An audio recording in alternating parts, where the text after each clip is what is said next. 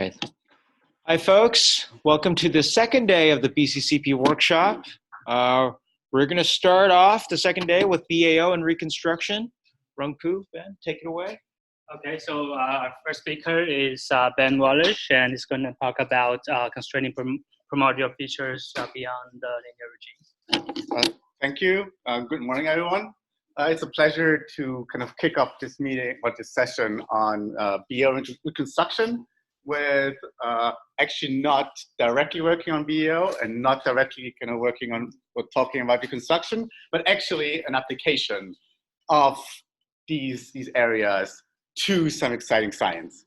And so this is kind of work that I've done recently with this kind of great group of people, including Florian sitting here. And it kind of an alternative title could have been that we kind of want to expand the science return of classical structure. We do all this work that we've heard about yesterday with the perturbation theory, emulators, et cetera, and so in addition, we're going to hear tomorrow that we have a lot of surveys kind of upcoming, a lot of kind of data kind of pouring in.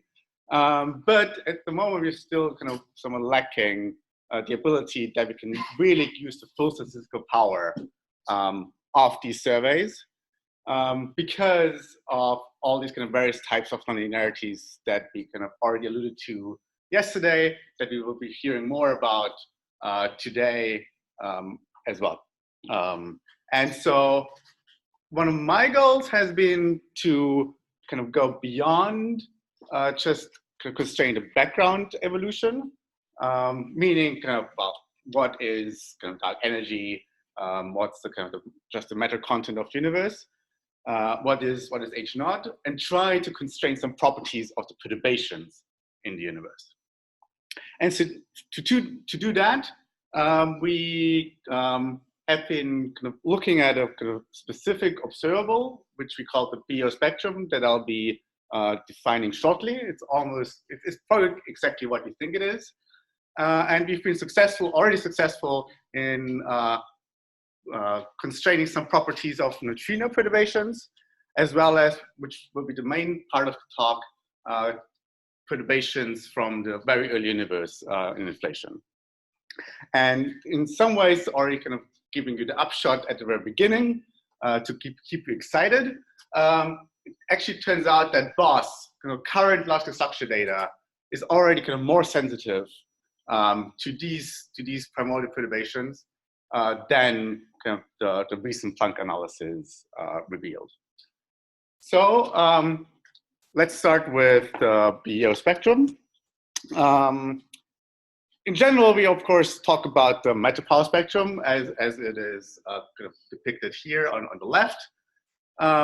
But particularly if you're just interested in perturbations and are not that much concerned about the background evolution, then let's just kind of subtract this overall kind of, which we call no wiggle power spectrum, this broadband here, from the matter power spectrum, and only look at the wiggles, so the baryon acoustic oscillations, and whatever else there might be kind of on top of this overall broadband.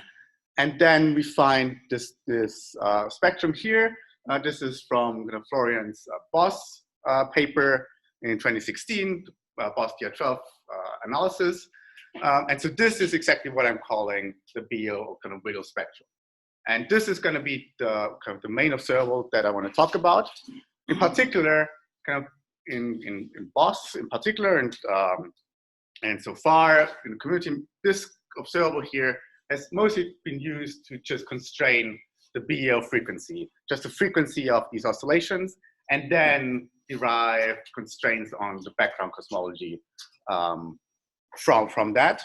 But I will make the case that we actually can use that for more than just as a standard ruler. So you might object and say, well, why are you throwing away information? We've heard yesterday with like perturbation theory, you have classical structure, or whatever you will call it, we can actually kind of use information from the broadband.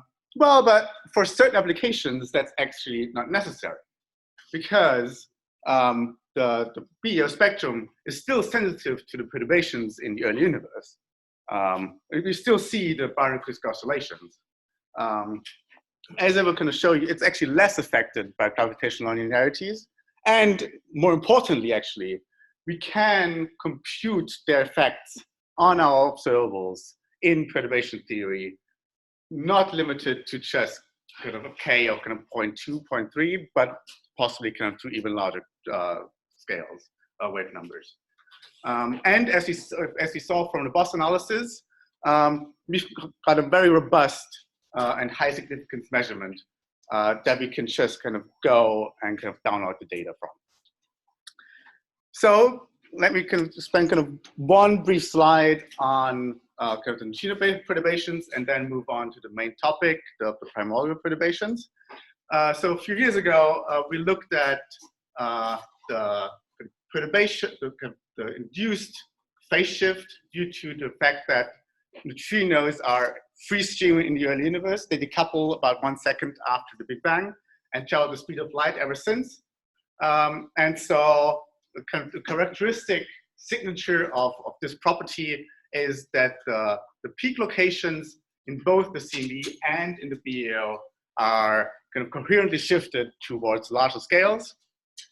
And together with a number of people actually in the audience, so Florian, Mariana, and Christoph, we kind of went on and looked at whether we could constrain the size of this effect from the Bose DR12 data, and found that indeed we see it to be non-zero at more than 99% confidence. And so it of course goes without saying that kind of these contours are reasonably large at the moment, but with future data, in particular kind of DESI and Euclid, we will actually get this measurement to be kind of comparable sensitivity to the current measurement by Planck. Okay, if you're interested in hearing more about these neutrino perturbations and the phase shift, etc., come talk to me afterwards. I'll be happy to talk about that.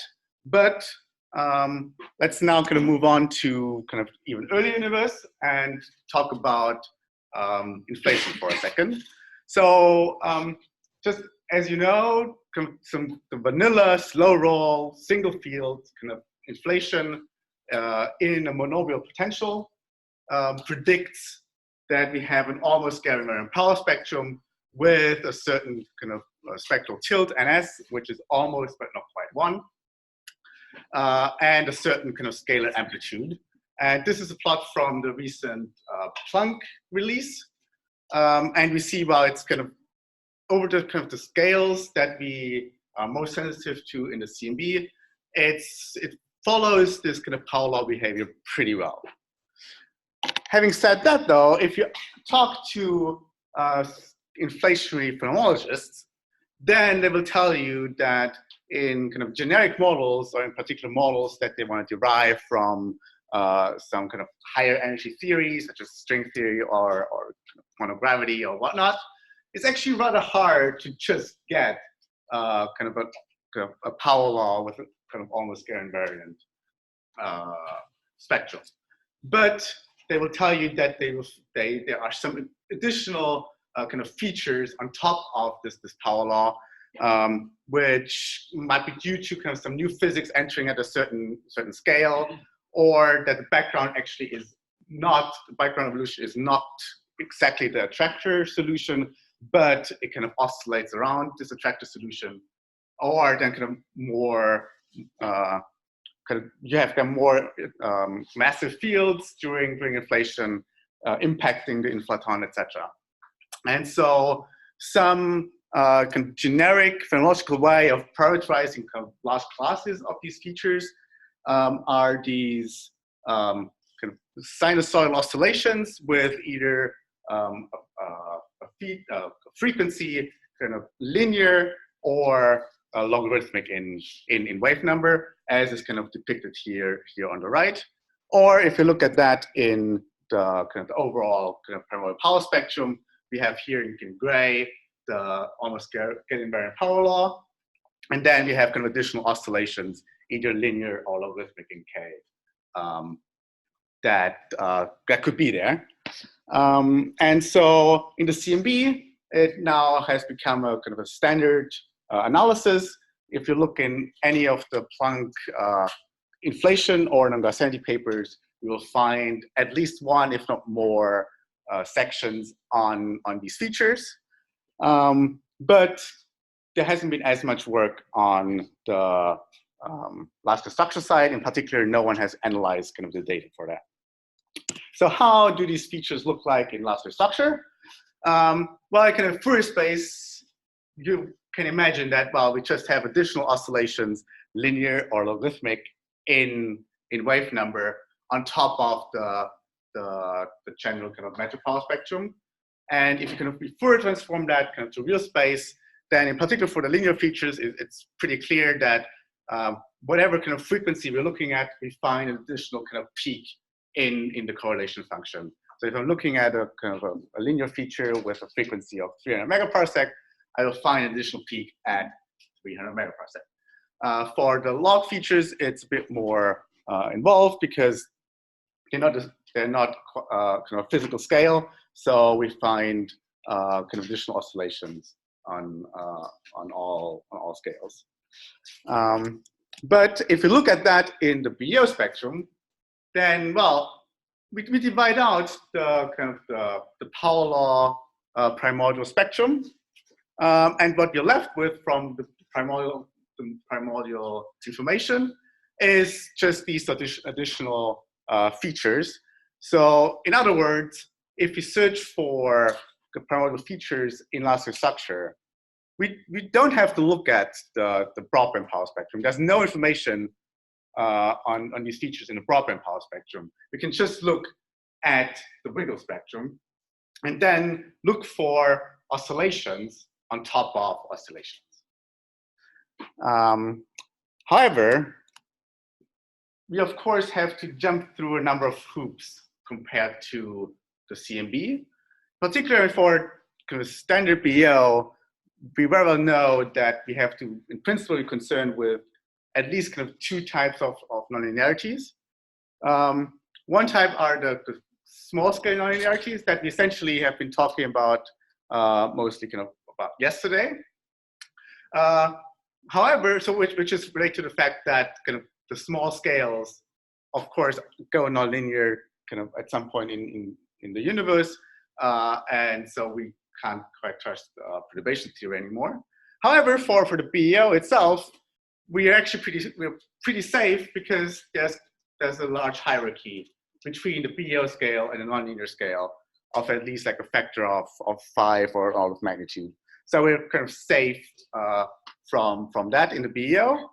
But on the other hand, it doesn't quite come up on the screen, but there's a kind of dashed line here which shows the linear power spectrum, and then the solid line is the nonlinear power spectrum, because we have to be concerned with large scale nonlinearities associated with the kind of the bulk flows in the universe, which then damp the BAO peak. Now, let's first have a look at small scale nonlinearities for features. Now, it's actually kind of very easy for the linear features because, I mean, this kind of form is the approximate form of the standard BAO. So we can directly apply this argument that we've been making for the BAO also to these linear features. In particular, that if the frequency is kind of large enough away from the nonlinear scale, we're fine. And in addition, also this phase here is actually kind of a protected quantity, so we definitely don't have to worry about that. And so we concluded that kind of, well, feature with a large enough frequency, around say like 80 megaparsec or so, are unaffected by small scale nonlinearities, and we could go ahead analyzing. For logarithmic features, as I said, it's a bit more complicated because they don't have a kind of fixed physical scale associated with them. However, in some ways, kind of the limitations of our surveys kind of help us here, because we only, particularly in BOS, we only have a kind of limited range of wave numbers where we have a substantial signal to noise. So we can just kind of decompose these kind of logarithmic features in a kind of a basis of linear features and apply kind of this argument here on the left to this kind of expanded set of features. And in this way, we can conclude that also if you look at the large enough frequency, this doesn't tell you much, but it's a log of 10, then we're safe from small-scale nonlinearities as well, and we don't have to worry about them. Now, for large-scale nonlinearities, however, in the kind of the standard BAO, we might see this kind of this plot a few more times today.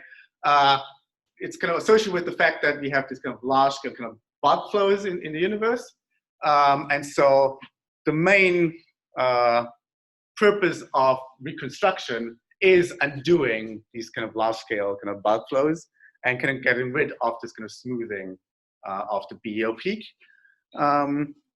And so we don't also, for the features, we don't get around kind of taking this effect into account. But kind of in kind of mirroring the discussions just now for the small-scale nonlinearities, again, the linear features, we can actually just reuse kind of standard calculation that has been done by a number of people here in the room for the BAO, and in a way just swap the BAO scale with the feature scale, and hence kind of find that kind of as the BAO, also the features are exponentially damped in Fourier space, or in kind of in real space, the peak that I showed you earlier is being kind of broadened. For the log features, this intuitive picture does break down, but with the power of math, we can just kind of push ahead and kind of do the calculation and kind of get an answer that is also of this form. And so having kind of set this kind of stage, knowing kind of all the effects that we have to take into account from the theory side, we kind of checked kind of what the size of this kind of nonlinear damping scale is, and find that in particular for BOS sensitivity, we can just approximate it with the standard kind of BAO damping scale.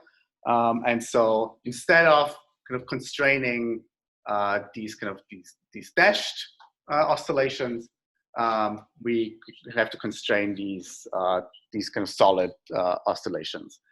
So we do lose some kind of signal due to nonlinearities, but they're still kind of very much kind of visible, at least kind of with the shown amplitude here. And so we do have some hope of constraining that in the data. And so we went on and kind of set up a kind of a pipeline based on the standard kind of BAO analysis of BOS DR12. We extensively tested this pipeline using likelihood-based forecasts as well as kind of on mocks, and kind of all these kind of checks that we did check out. If you're more interested about that, kind of come talk to me later. And then kind of ultimately went on to kind of look at the BOS data that we've already kind of heard about yesterday, and essentially just expanded the standard kind of BOS analysis with these 3 additional parameters, kind of the frequency and kind of amplitudes of the features, looking at this range of frequencies where the lower limit is given by a requirement to be safe from small-scale nonlinearities, and upper limits are given by the scale, the size of the survey that we have at hand. And so if you do that, we find these constraints from kind of the 2 independent redshift bins here in dashed and dotted, and then kind of combined, we find that we can have constraints on these features at about the percent level with respect to the scalar amplitude. And if we now compare these with the recent, or with kind of the Planck constraints, which are here shown in kind of in dashed and dotted for just including or excluding polarization, we actually find that we are very competitive, or actually can improve over the Planck constraints using kind of current BOSS data. And so here you see that the only scales where kind of Planck is actually slightly better than BOSS is around a scale of 150 megaparsec, or the equivalent in the log oscillations. It's just that the features are then becoming nearly degenerate with the BAO, and hence we have kind of a lack of sensitivity there. And then of course we can do the ultimate and combine kind of the large structure and CMB constraints. But given the previous plot, it's no surprise to you, I suppose, that these constraints are dominated by the BOSS constraints. And so if you kind of look to the future, kind of foreshadowing some of the experiments that we're going to be hearing about tomorrow. So we have about BOSS here at about kind of 1% level. We'll see kind of quite a bit of an improvement by at least half an order of magnitude to an order of magnitude kind of in the upcoming years with Darcy and Euclid and the other experiments that are coming up. This kind of per mill level should be achieved with either kind of a spectroscopic follow-up to LSST, just give you a scale, or actually a pessimistic version of kind of a stage 2 21 centimeter experiment that's currently being proposed called PUMA. And its kind of optimistic version would get us kind of all the way down here, pretty close to the cosmic variance limit that we could reach for these searches. And so if you compare this kind of huge kind of improvement in sensitivity that we have possibly available in large-scale structure, actually kind of features are one of those where the large-scale structure will definitely be kind of much better in sensitivity than the CMB. We have kind of Planck up here, and we have only kind of a limited, about half an order of magnitude improvement ahead of us, even if you go to a cosmic variance limited CMB experiment. And so with that, let me conclude by saying that we do have kind of a lot of kind of data kind of upcoming, but we can already now kind of actually use the data for kind of more than has been done. And I kind of showed you that the BAO spectrum or Wiggle spectrum might be kind of an interesting observable to kind of look at. We've established that we can reliably search for inflationary imprints in large-scale structure and derive constraints that are competitive with Planck and will become much better in the future. And so kind of I want to conclude my talk by kind of asking kind of a question to you, which is kind of given this and kind of the previous kind of pessimism regarding kind of constraining kind of perturbations using large-scale structure, have you been kind of missing other kind of interesting science targets or science goals, or have you dismissed them based on the fact that we were kind of too conservative with our estimates about the effects of nonlinear physics, that we can now actually kind of compute, at least in certain cases, very reliably? So with that, let me thank you for your attention.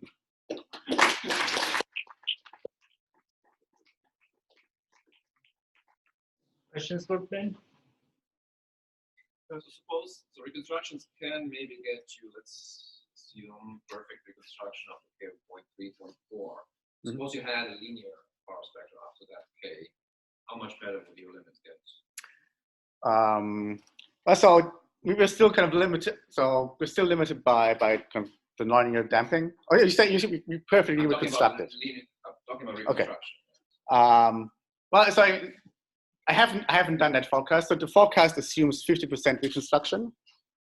So these forecasts that I showed here. Well, what does it mean 50% is a function of scale, right? Well, it's just, I mean, the damping scale at the respective redshifts that these experiments look at can be kind of reconstructed to be kind of half its size. So if we can kind of, if we manage to completely undo the damping, I imagine we can definitely go another kind of 1 or 2 orders of magnitude. But I mean that's just kind of a wild guess. And I can look at that. In principle, in particular, if you look at these features with a constant amplitude, then we find them on all scales. So we're just kind of then limited by the reach and wave number that we can kind of trust from the survey. Time for one more. On the theme of Barash's question and broadening the BAO features within configuration space, I know that the silk damping scale is partly set by the helium fraction. I wonder, obviously we know that fairly well from CMB, but when you start to go to these levels of precision, how much do you worry about possible degeneracy of reconstructing the nonlinear evolution versus the helium fraction versus the features you're searching for? Well, I mean, so the features aren't impacted by silk damping. I mean, they are kind of imprinted at not at the kind of the last sketching surface, but kind of at the end of inflation, and so they are intrinsically damped by photon diffusion. So if we kind of look at a feature in particular kind of away from the BAO at some larger frequency, then I imagine that we can be fairly insensitive to kind of these things. Okay, let's thank the speaker again.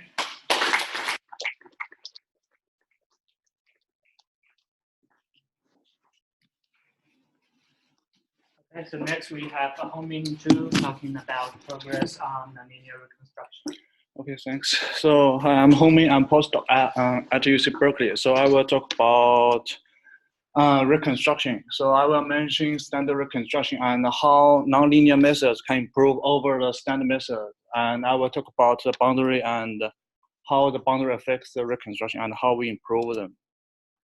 So we want to get a BAO and ask the information from the spectroscopic surveys. And we want to get more nonlinear information from the data. So as we discussed yesterday, we can go to smaller scales to push a wave number to like 0.4, 0.5. And we can also use the 3-point function combined with the power spectrum to saturate all the nonlinear information in the data. And we can also do the forward modeling. And we can also do reconstruction. So the reconstruction want to recover the linear initial conditions and want to recover the linear BAO feature to improve the constraints on the candidate. And so in like 30 years ago, we do the window filtering. So we get a density field and do a window filter and do a constraint realization and to do the resimulation of the data. And in this process, there's no new information is recovered because window filtering is a linear operator.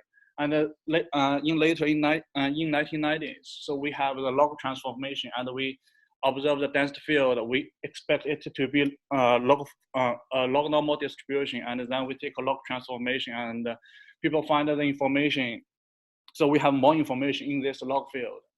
And about 10 years ago, so we have the BAO reconstruction, and so using a simple Darvish displacement, we can reduce the error on the BAO scale substantially.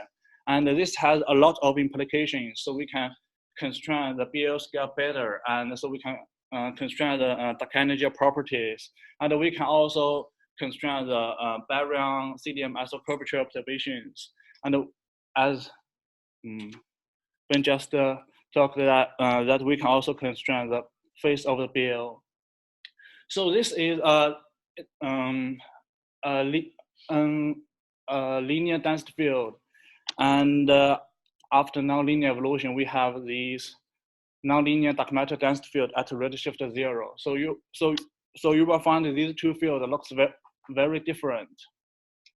And the correlation of the nonlinear field with the linear field is very bad on smaller scales. So the reason is that if all these particles move in the same direction, so we get like a displaced version of the linear initial conditions. So we still have all the information. So the problem is that particles at different places, they move in different directions. So we call this large scale incoherent bulk flows, which decorrelates the nonlinear field with the linear initial conditions. So standard reconstruction works as follows. So we get a nonlinear density field in redshift space, and we correct the linear bias and the linear Kaiser factor, and we apply so W of k is like a smoothing window function. So we usually use a Gaussian smoothing over scale is about 10 megaparsecond, and use a linearized continuity equation to estimate the displacement from the observed matter distribution. So we can move galaxies with a negative displacement to partially undo this nonlinear evolution. And then we also move a random catalog with the same displacement. So the reconstructed field is defined as a difference between these two fields. So this method has been applied in a lot of galaxy surveys. So this is BOSS-DR12, and the left panel shows the BAO wiggles before reconstruction, and the right panel shows the BAO wiggles after reconstruction. So you will find the features of these wiggles are more prominent after reconstruction. So it can improve the constraints on the BAO scale and many other parameters. So yeah, so this is schematic plot. So this is a BAO, and so in configured space, you see a peak. And so if all these particles again move in the same direction, so it's still a linear feature. The problem is that you see these filamentary structures here, and particles at a different place moving in different directions. And then you will get a broader BAO peak. So the idea is from the matter distribution, you can solve these flows, and you can undo these incoherent bulk flows, and you get like a recovered but still not perfect BAO peak. So why we want to improve over the standard method? So the reason is, so the standard reconstruction has already successfully recovered the large scale BAO feature. So you will find on these large scales, it's so did already very good. So we want to push it to smaller scales. So can we recover the linear initial condition 2k is about 0.9 or k is 1? And another problem is how to get the RST information from the reconstructed field. So yesterday we have talked about modeling the nonlinear galaxy field in redshift space, and so but in so from reconstruction we can get a much more linear field. So the covariance is more diagonal, so we can get better constraints. And another is how to, so in future surveys, we have much lower number density. So we need to do the optimal analysis and treat the sky cut and the boundary effect in a serious way. Yeah, so so this is a summary. So we have a lot of new reconstruction algorithms. So this is a summary of different methods. And these 4 plots are from these 4 papers. So the conclusion is, yeah, so here the red line is pre-reconstruction, and the blue dashed line is post-reconstruction. So you will find these 3 methods. They show, so also all 3 methods are based on solving the nonlinear displacement. I will go to details later. So, but the performance is similar. So we can recover the correlation with the linear initial conditions to the wave number is about 1. So at this scale, the cross correlation coefficient is about 0.5. Are these results all halos or? Dark matter field at redshift 0. So this is upper limit. So we can do with.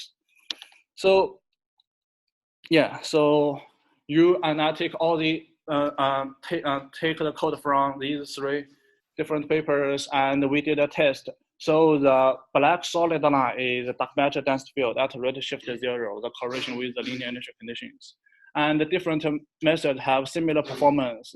So we can recover nonlinear modes on all these scales almost perfectly. And this shows the power spectrum. So the black line shows the dark matter power spectrum. And the power spectrum of the reconstructed field roughly converges when the wave number is less than 0.15. When we go to smaller scales, the full broadband power depends on which method you use. So, and so compared to the forward modeling method, like Uros, Yufeng, Chirac has been pushing, is that So in the 1D case, so the real universe is a 3D space, and in the 1D case, and it has been found that so the solution we get here, so the field we get here is actually a no-shell crossing solution. Actually corresponds to the global maximum in solution in the 1D Zadovich case, and there's no proof in the 3D space because it's too complicated. So the conclusion is that these different methods and also the forward modeling method should have the similar upper limits in the linear, so in the ability to recover the linear initial condition is about, we can recover the cross correlation coefficient is about 0.5 after the wave number is close to 1. So the idea is, so we can use Lagrange perturbation theory to understand this. So Q is the Lagrange coordinates of a fluid element. So psi is a displacement field. So all the particles are displaced from Q to X. And so we have the mass conservation relation, so rho of Q. So in this coordinate transform, the mass should be conserved, and you will find this relation. Because for the matter field, the matter fluctuation in the initial Lagrange space is very small. So we get this relation. So we have delta of X is unobservable, and we have X and Q. So it's determined by this coordinate transformation. So because delta is a scalar, so we can only solve a scale. So the unknown variable here is psi. So because it's a scalar, so we can only solve the scalar part of this displacement field.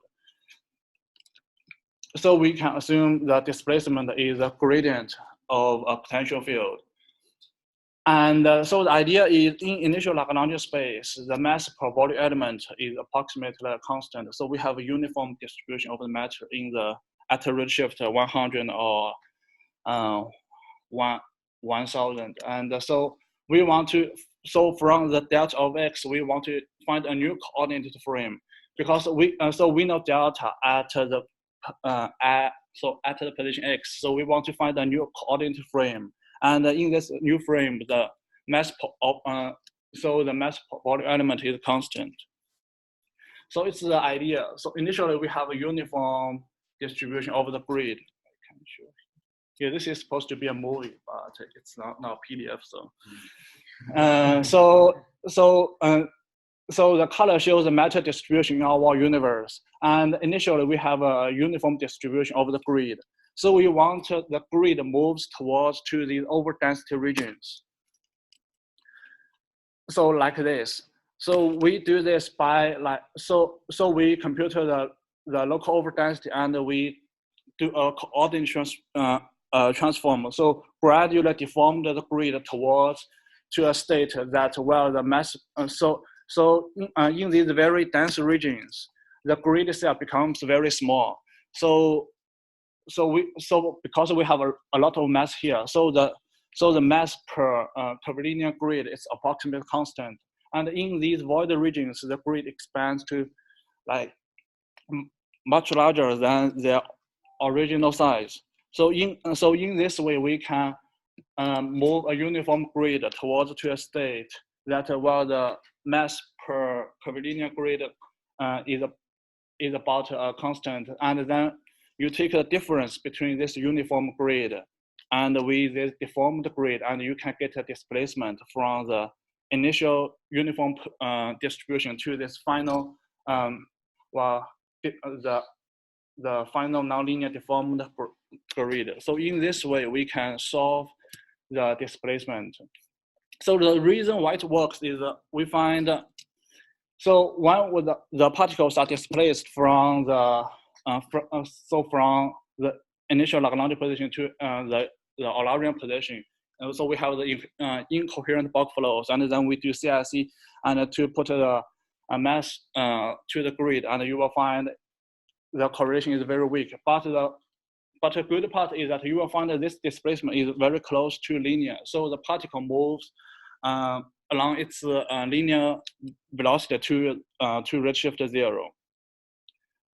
So in this way, we can push the correlation. So the red line is before reconstruction. So we can push it from here to here. So we have a lot more linear modes after reconstruction. So we can compute a fractional error on the BAO scale. So the dotted line here is a linear upper limit, and this is a new method we can improve. So it's very close to the linear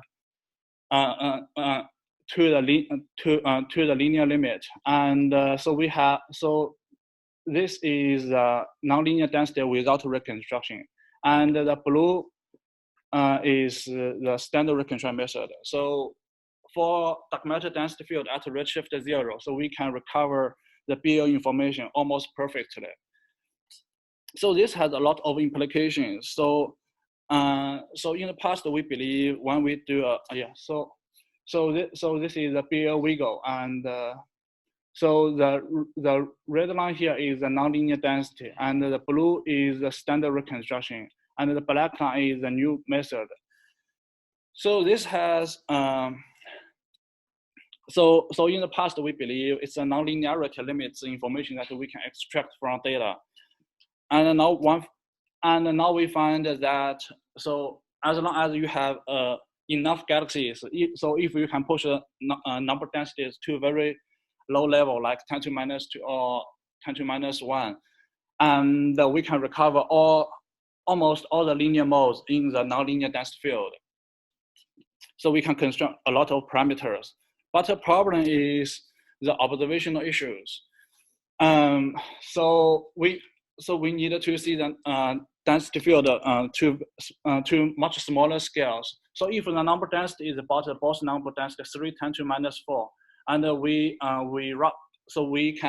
so the short noise dominates over the power spectrum at wave number is about 0.1, and in this case the noise dominates the field, and we cannot get much more nonlinear information from the observation. And if we are at redshift 1 or like 2, at these redshift, the field itself is very linear, so we do not get much information. So the best way is we have these low redshift, high number density surveys like the DAISY BGS and the SDS man sample, so we can get much better constraints and push close to the short noise limit. So we want to go to the redshift space, and we know in redshift space, so we have an additional component in the Z direction. And so this is a real space result. And if we map to the redshift space, you will find these finger of God features. And the grid line will also deform correspondingly to account for this radial velocity. And this is a two-dimensional cross correlation. So this is before reconstruction. So the correlation is not good. And after reconstruction, we can get very good correlations to much smaller scales. And we can also do reconstruction with the halo field. And so the halo field is biased in the Lagrangian space. So there's a degeneracy between the initial Lagrangian biasing and the displacement field. Because for matter field, we do not have this term, so the initial Lagrangian biasing. But we are still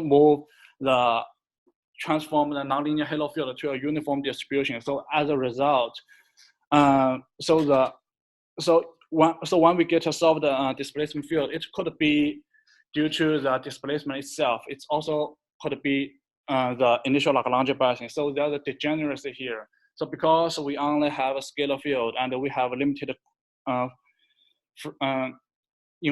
information, so we cannot separate these two. So we can either assume a fiducial bias and divide it before reconstruction, or we can model them together.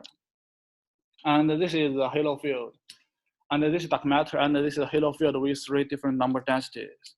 And yeah, so this is use Delaunay tessellation to generate the field. So we can again do a very small coordinate transformation to do reconstruction. So apparently, so this is 10 to minus 4, 10 to minus 3, 10 to minus 2. So we apparently see it's limited by the short noise contribution. And there's another method proposed by researchers at Durham University. So instead of like gradually deform the grid, they direct solve the nonlinear partial differential equation. So the idea is they write this Jacobian as a determinant of this matrix, and it's a very nonlinear equation. So it's cubic order, and they find is that using a Delaunay tessellation will degrade the performance substantially. So in their method, they can always recover the linear conditions to much smaller scales. And this shows a BAO wiggle. You will find they can recover the BAO wiggle to 0.3. So the mass assignment method does matter, does matters here. So yeah, in last few minutes, I will briefly mention about boundary effects. So if we analyze the density field, the correlation of the density field itself is very small, but the displacement is very long. And yeah, so this is a Sloan-Man sample volume, and you will find a lot of the fraction here is affected by the boundary. And so we can do this in a very simple way. We want to estimate the error as a distance to the survey boundary. So this is a well-defined window filtering problem.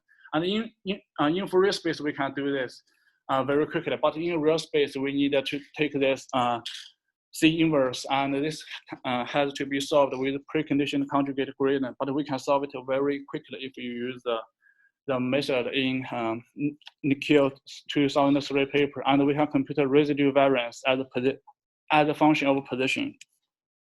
And because displacement is a vector field, so we have two configurations. So one is as a function to the in the radial direction, and this in perpendicular direction. And you will find, so if we are within the survey, so 0 is the survey boundary. So if you are within the survey boundary, so you get the results converge only depends on the short noise. And when you go close to a survey boundary, the noise is much larger than your result. So as a result, so this is number density 10 to minus 4, and this is 10 to minus 2, 10 to minus 3. So for both, we find that the boundary effect is not large because the noise itself is large, and we do not have much problem. But when we go with the DAISY BGS and some other surveys, the noise itself is very small, and the boundary is can improve the residual variance by a factor of 2 or like 15–80%. Yeah, so this is a schematic plot for this. So this is for the CMAS, for CMAS LOSI, and this and this is both LOSI, and this is CMAS, and this is the future BGS. Yeah, and we also need to deal with the survey boundary here. You see the deformed and the wide angle effects, and this is plan for future reconstruction. So solve the displacement from observed distribution, and so do optimal analysis of the final displacement field instead of window filtering at each step. And we choose to model all these factors in the reconstructed field. So for for future surveys, so for BAO reconstruction, so I think we are close. But to extract the information over the redshift space distortion from these surveys, so still a lot more work to do. Thanks.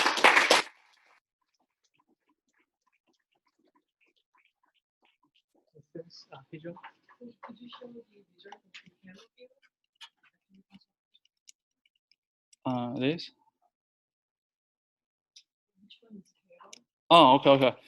Yeah, so our results have used DTFE, so the performance is not good. So in that way, so the blue line shows the pre-reconstruction for the halo field, and these lines show the post-reconstruction for the halo field. So we can still get very. Compared to the standard reconstruction, Yes, but they did not plot the standard reconstruction, but the improvement would be, so for like the 2 times 10 to minus 4, I expect it would be just a slightly improvement. But as we know, the BAO wiggles already damps out when the wave number is above than 0.3. So not much improvement, but I do not have the numbers. so question is for halo field, you could reconstruct that number as well as the matter field. Yeah. So I was wondering whether it's because of the shadows or because it's the galaxy bias part. I think it's most. That part is not quite taken out by improved reconstruction. So whether did you have a chance to see whether that's due to shadows or? So we did a test. So we scale the short noise. So we do a random sampling of the dark matter dense field according to the. Yeah. So if we use the halo field, we still have a biasing problem. So we do the subsample of the total matter field, and we find it's a short noise limits the performance. Yeah. So this Birkin at all, do they use mass weighting? No. How So do they compare to forward models? forward modeling for these, I think for our results, so the Chirac so with mass weighting has much better performance than our results. And for this, I have not compared these results. I think myself will talk about mass weighting with reconstruction. So. Other questions? If not, let's thank the speaker again for modeling. Okay, yeah, thanks a lot to the organizers. It's really great to be back. Yeah, I want to talk about a forward model for halos and possible applications to reconstruction. And this is work that I've done together with Marco, who's over here, and Valentin Assassi and Matthias.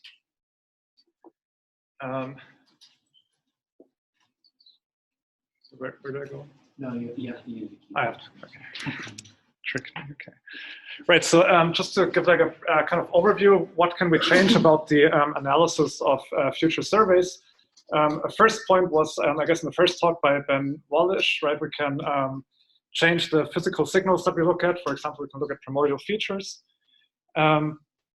Alternatively, if we only restrict to lambda CDM or like look at the signals that we commonly look for, the two things that we can modify is first we can change the model for the measured power spectrum, and we can change the model for the covariance. And there were a lot of talks about that yesterday. And then the second kind of category that we can change is the measurements that we make. So we can go to higher order endpoint functions, or we can do reconstruction, or we can maybe use additional properties of the galaxies that go beyond the position of the galaxies, like use their mass, for example. So I'm going to talk about this second category here. So changing the measurements and seeing how useful that might be. And the idea is that if we start from some, and I guess a lot of this was also in Hong Ming's talk already, right? So the idea is we start from some Gaussian initial conditions, then there's some forward model that evolves these to the distribution of galaxies.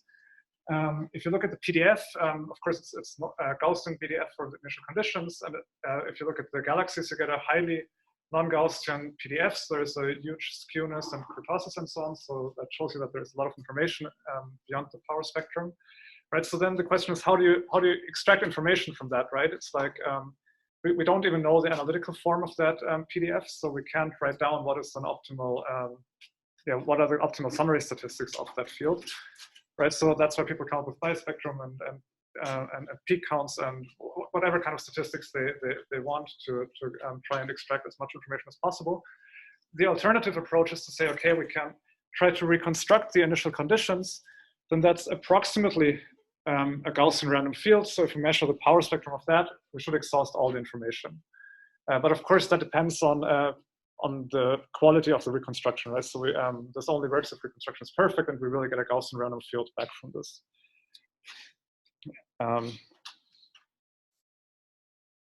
Right, so as you saw in the previous talk, there are a lot of challenges. First, the forward evolution is nonlinear, so it's really hard to think about how to invert this and how to invert this optimally. Then the problem is not injective in the sense that multiple initial conditions can lead to practically the same final conditions. Then we should not really only recover the linear BAO, but we should really try to recover the linear broadband, because for future surveys, there will be such large volumes that there's a lot of information in the broadband and not just in the BAO. And finally, the algorithm should be fairly fast, so we can apply it to many mock catalogs and get covariances.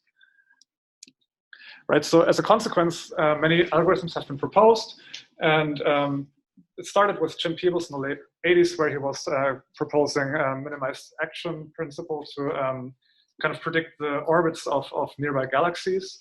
And then there was a lot of more developments in the 90s and early 2000s, and then the Daniel Eisenstein algorithm about 10 years ago. And then more recently, in the last couple of years, there have been additional approaches like Hongming's approach and also the forward modeling approach by Urush and so on. There are alternative ideas, so one can use sampling or machine learning. Right, so it's kind of become a pretty active field recently. And yeah, I guess that's why we're here to talk about this.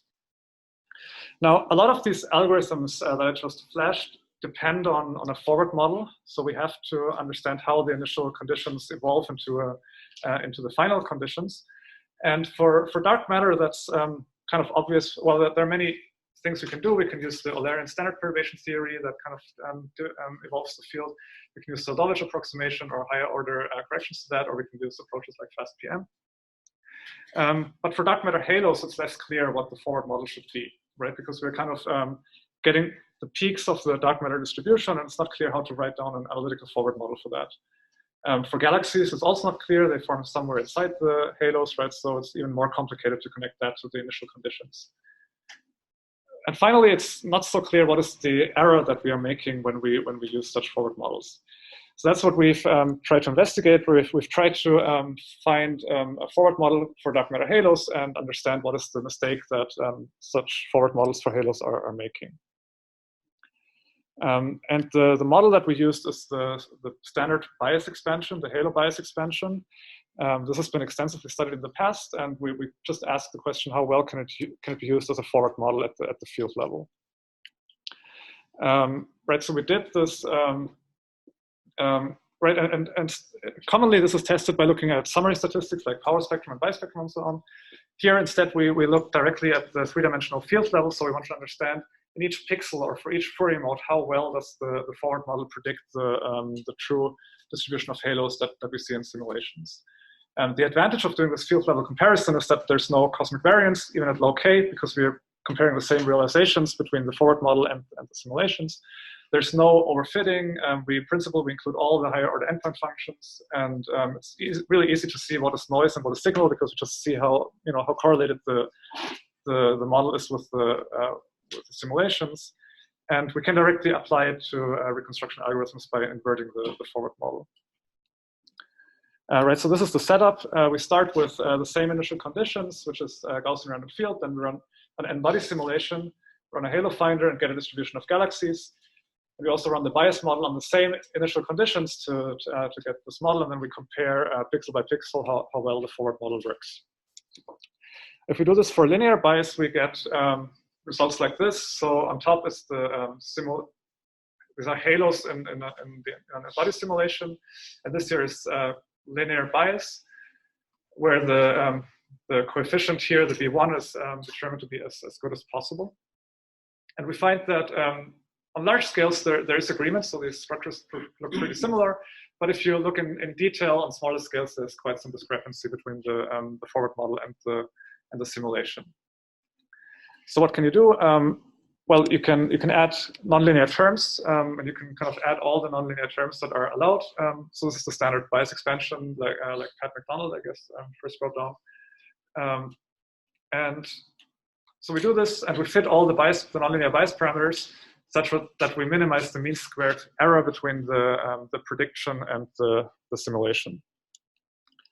Now, when we do that, one issue here is bulk flows, like Hongming already mentioned, right? So if you look at Lagrangian space, you can think of particles as being equally spaced. Then there are these large linear displacements that move whole regions in Lagrangian space to completely different regions, right? So if that kind of means that we have to take into account these bulk flows, right? So the idea is here, like if the truth sits somewhere here, if the true perturbations sit here, but our model has some bulk flow, but our model is somewhere else because it does not include the bulk flows of the truth, then there's this mismatch between the perturbations, so our pixel by pixel mistake will be really large. But if we include the bulk flows, the model will shift to the right positions, and then we get a small mistake. So we kind of get coherent perturbations. And that then leads to a small model error. And we see that this is crucial when we do this. comparisons. Right, so how do we include the bulk flows in the model? We do this in the standard way, how Lagrangian perturbation theory is done. So basically, we write bias expansion in Lagrangian space, then we shift it by the full nonlinear displacement. We expand the nonlinear displacement in linear and second order displacement and bring down the second order displacement. Then we can absorb this in the bias coefficients, and we end up with an expansion that only shifts all the fields by the linear displacement. Right, so this motivates an expansion in these shifted operators, where we basically here we have all the bias operators in the Lagrangian space, and we just shift them by the linear displacement. The result is in Eulerian space, so it's easy to compare against simulations. It automatically has the IR summation, so halos are at the right position, and the BAO spread is modeled correctly. The model is completely perturbative. The only input is the linear field, and the Marco showed that the power spectrum agrees with the resummed one-node perturbation theory, which is the same model that Misha and I guess Leonardo and so on talked about yesterday. So it's the power spectrum is the same as in the one loop perturbation, but in the one loop theory, but the model is actually at the field level. So we have a three-dimensional prediction. This is how we implement the model on the grid. So we have this Lagrangian grid. We shift all the particles by the linear displacement, and then we weight the particles by the operator that we want to shift. And this is the result. So you see, this is a much better match than previously. So on top is the simulation halo density, and here's the best kind of qubit bias expansion prediction that we get. You see there's a really good agreement, although there's like some small discrepancies in the kind of peak regions. Now we can ask more quantitatively how well this works. So there are various measures of success that we can look at. One is the power spectrum of the mistake that the model makes. So this is what we call this P error. It's simply the truth minus the model squared. And it kind of tells you the mean squared error that you make per wave number.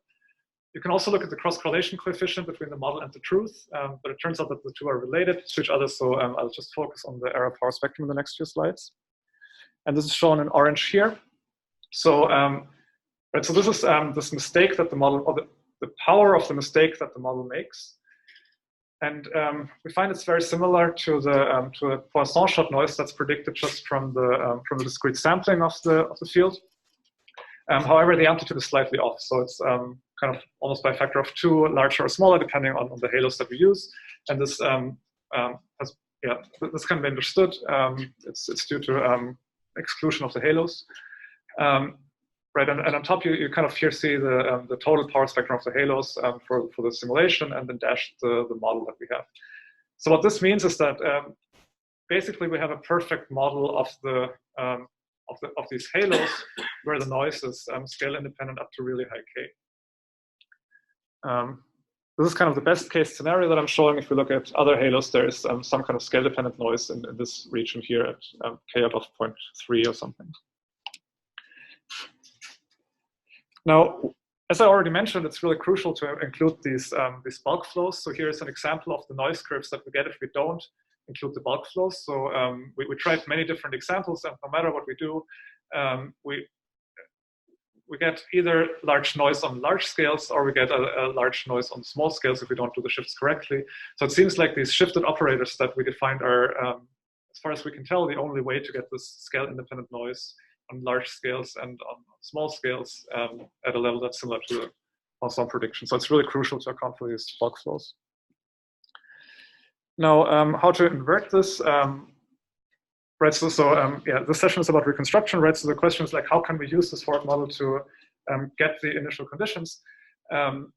There's nice work by Urosh and Chirac and Yufeng and so on, where the idea is that once we have that forward model, we can use gradient descent to maximize the posterior of the initial conditions given the observed density. And we can use either optimization to do that, or we can use sampling. This might sound scary because the number of parameters is basically the number of Fourier modes of the initial conditions, so it's like 1 million dimensions. However, if the forward model is simple, which is the case here, then the gradients are very simple and very fast to evaluate, so this can actually be done. And that's been demonstrated by Chirac recently, where he and Martin, where they applied exactly this model with the shifted operators in the context of 21 centimeter, 21 centimeter, where they had simulations, and they applied a wedge, foreground wedge, where certain modes are cut out. So this is the cross correlation coefficient before you do reconstruction. So you see that the large scale modes are lost due to the wedge, but if you do the reconstruction by using the method I mentioned on the previous slide, you recover these modes on large scales. So that's very nice and very promising, and yeah, it'll be nice to also apply this to galaxies using the same model with the shifted operators. Now I want to talk about some alternative approaches that are a little bit simpler. It's not clear if they're better, but at least they're a little bit simpler because they don't work in this high-dimensional spaces, and that's similar to Hongming's talk before. Right, so the idea of all these simple reconstruction algorithms is that we expect most of the information to be in the displacement, so we try to reconstruct that displacement field. Right, and the method that Hongming just discussed is that if you have this nonlinear galaxy density, you basically try to find a mesh such that each cell has the same mass, and then you distort that to get a linear density, and from that you can recover the displacement. And that works very well. An alternative method works like is the one we proposed 2 years ago, which works like this. So basically, we start off with some galaxy distribution. Let me just make a cartoon. So we have galaxies like this here.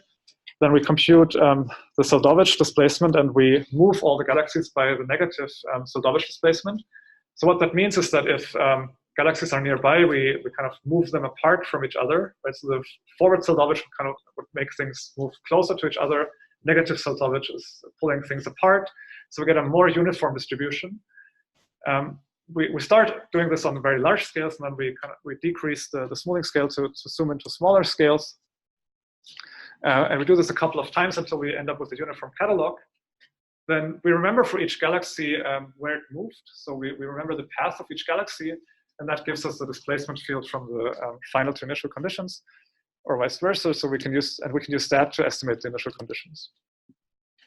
And this is an example of how this works, just in kind of pictures. So on top you see the true initial conditions of a realization. So that's just Gaussian random field. Here's the mass-weighted halos that we use as the input for the reconstruction. And in the middle, I'll show the reconstruction. So you see that for, in this case, we only have very massive halos, very low number density. And you see that the reconstruction is basically putting some density wherever you see a halo. And it's correlated with the initial conditions, but it's clearly not a very good reconstruction of the initial conditions. If we add more halos, so if we include smaller halos and use a higher number density, the initial conditions become better, and you see that this is the reconstruction is much closer to the initial conditions than the input, and the more halos we use, the better the reconstruction becomes. So this is similar to Hongming's plot, where he showed that the higher number density, the better the reconstruction works. Now for this, it was crucial to use for our algorithm. It was kind of important to use halo mass information. So that means instead of using just the number density or the number of halos per cell, it's actually our algorithm works much better if we use the halo mass density per cell, right? So if we don't count how many halos are in a given cell, but if we ask how much mass is in a given cell. And we believe the reason for this is that we effectively lower the shot noise by using this mass density.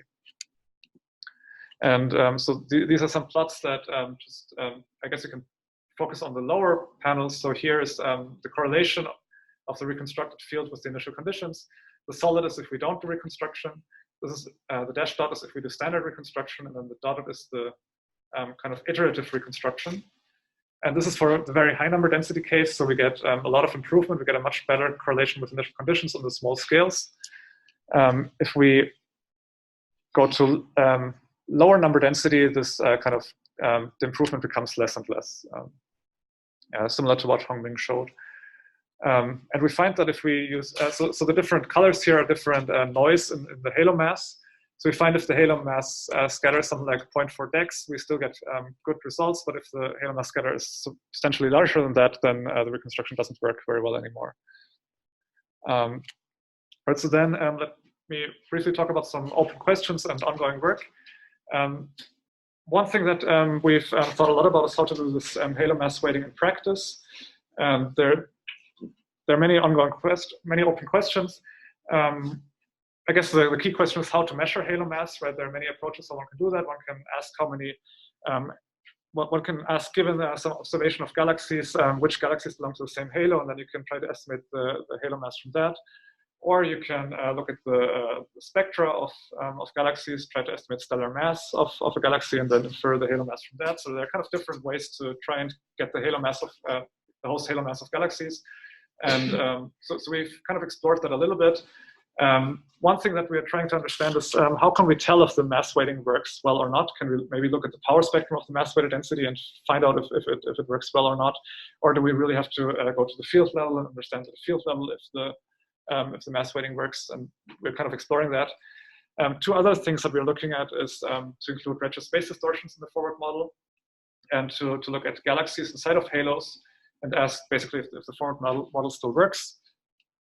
Excuse me, and I'll just show some preliminary results on that.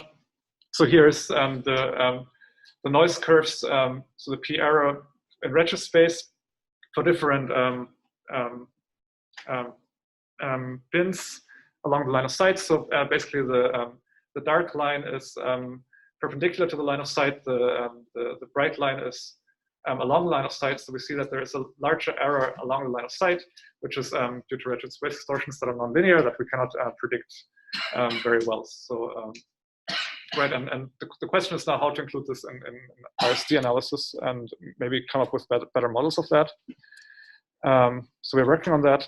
The other thing that we're looking at is to look at galaxies. So this is just kind of a recent plot that shows the error that the simple bias model makes for galaxies. We see that the error becomes kind of more scale dependent than for the halos. So there seems to be, the galaxies seem to be more nonlinear than the halos, which makes sense, I guess. And one thing we're trying to look at here is also which galaxy, are there certain galaxies that are maybe easier to model by the galaxy by the bias expansion than other galaxies. And I'm happy to discuss more about this if you have ideas what's interesting to look at here. But I guess what's interesting is that with the simple bias expansion, we can really describe galaxies and baryonic simulations perfectly up to these kind of scales of 0.3 or something, which I think is quite exciting. Okay, so finally, on this last slide, I wanted to mention some work that I did with Jan Heinrich, who is over here. So this is related to BAO. And the question here was, right, so there are these compensated isocurvature perturbations that are basically opposite perturbations in the baryon and cold dark matter fluctuations. And usually people use CMB to constrain those. But we asked, can we also use the BAO to constrain that? Because what these CIPs generate is a different sound speed in different regions of the universe in different volumes. So one can look for spatial modulation of the sound speed, which becomes a spatial modulation of the BAO scale. Right, so basically the two-point correlation function would be shifted slightly to the left or to the right, depending on what this primordial perturbation is. And we can look for this spatial modulation of the BAO and constrain these compensated isocurvature perturbations. And in this paper, we find that one can do interesting constraints in the future, which is interesting. Another potential application of this is that one could use it as a potential null test for BAO systematics, right? So if one does the standard BAO analysis and surveys, one could ask, is the BAO that we measure from different patches of the sky the same, or is it consistent with each other? And that could serve as a kind of interesting systematic test, I guess. So I wanted to highlight that. Right, it's mostly it's a nice forecasting paper, I think. Okay, and I'll stop here and take questions.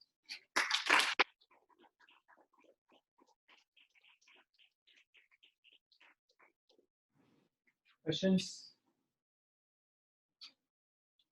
So Marcel, this bias extension approach is really nice because it has a lot of physics in it. I had kind of heard in an episode I asked a year or two ago that people had also looked at things like PCA in this context. Do you know about that? Could you possibly say more? Because you would think, basically the bias extension is a set of basis functions.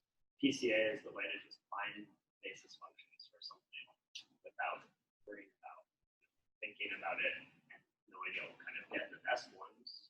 So should we not be using PCA, and did people work on this? So how does that compare with your model? Yeah, I'm not aware of. You were talking about this 2 years ago, right? You did some rotation of the basis, right? Yeah, but this, I mean, no, but it wasn't PCA, right? It was, no, I understand, right? It was he's mixing it up. Oh, it's. No, I guess this is maybe related to orthogonalizing the operators, right? So so that's an issue that I didn't mention, right? There, these operators that we write down are correlated with each other because they have all at the same displacement, and then the bias coefficients you get are kind of hard to interpret because they're all talking to each other. So one thing that we do under the hood is we orthogonalize the bias operators so we can tell for each bias operator. I mean, the coefficient of each bias operator has a meaning in the sense that it only gives you the change of that operator that's independent of all the other operators. So then it is actually. Yeah, but yeah, it is the same basis. It's just rotated to an orthogonal frame. But that is PCA. If you want. So you mentioned that with a mass weighting, you could improve the reconstruction. So, but the halo mass is not an observable. So in practice, we tried this in Boston, never worked. So do you know, or do you have an intuition how well you need to know the halo mass so that we can use that as a weight to gain anything? Oh, so, sorry, you've tried halo mass weighting? Yeah, we tried to infer the halo mass from observables. Okay. And it did not improve anything. What did you test? Like, how did you say if something improved or not? Well, we tried it for a couple of different observables, basically band powers in the power spectrum. We looked at halo mass weightings and then use the weighted power spectrum. But So reconstruction itself, we didn't have I think, Alexis, did you say you get a very low scatter?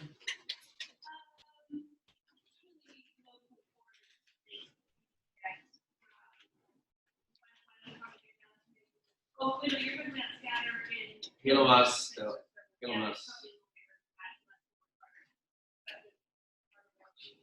That's my question. Is that how well can you do? Should we read this with Daisy? If she delivers those numbers, then I think it improves. Yeah.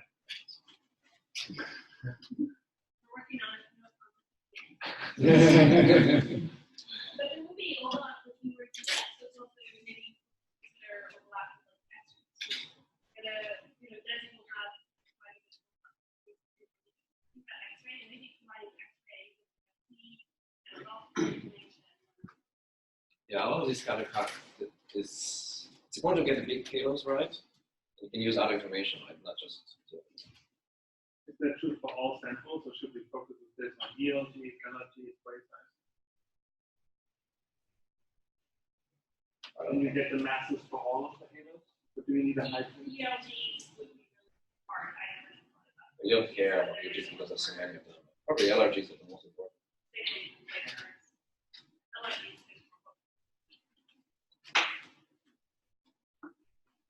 Other questions?